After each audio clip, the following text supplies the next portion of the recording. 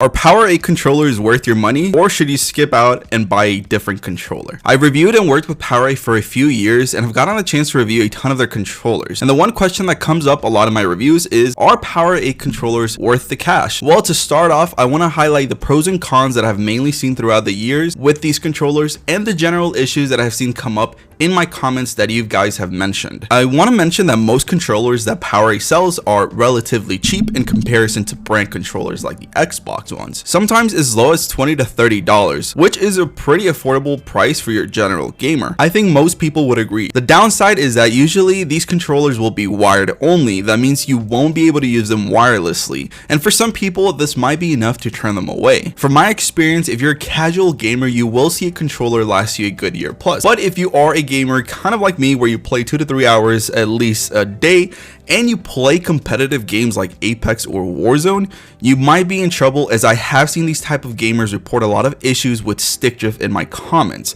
So yeah, this is an issue with PowerA, but if you are being fair, Stickdrift is a problem all controller players will face at one point or another, so it really is a bit hard to say. Though I am being fair, a lot of people do mention that they've only had the controller for a month or two and they have started experiencing stick drift. Now, something negative that I have personally experienced in many of the controllers I've tested from PowerA and have also seen from you guys in the comments is that the controllers always emit a buzzing sound whenever you plug in the mic to your controller. It's really something that I haven't found a solution for altogether, but from what I've read in the comments, it has something to do with your mic monitoring in your settings. I have also seen that if you're using a wired controller, you will experience this issue more often. The problem here is that I've tested many controllers and some don't buzz, but many have, and this is without me changing any of the settings on my console. So again, it's a bit hard to say. And just because I've worked with PowerA in the past doesn't mean I'm a fanboy. I can comment on the negative and the positive, but something I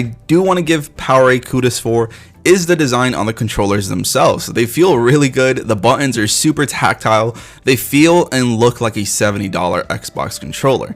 And I say 70 because when you buy a brand new controller with tax, you're gonna be paying up to around $70. So yeah, the value you get from a $30 PowerA controller for sure outweighs some of the negative things I have to say about them. In my opinion, if you're on a budget, you need something that will last a good amount of time, you might have a bad mic, but will look and play like a $70 brand name controller. So yes, PowerA is a great choice and they are worth it. I'm curious though, if you've had a PowerA controller in the past, which ones have you used and what problems have you faced? If you've enjoyed this video, make sure to check this next one out and subscribe to the channel.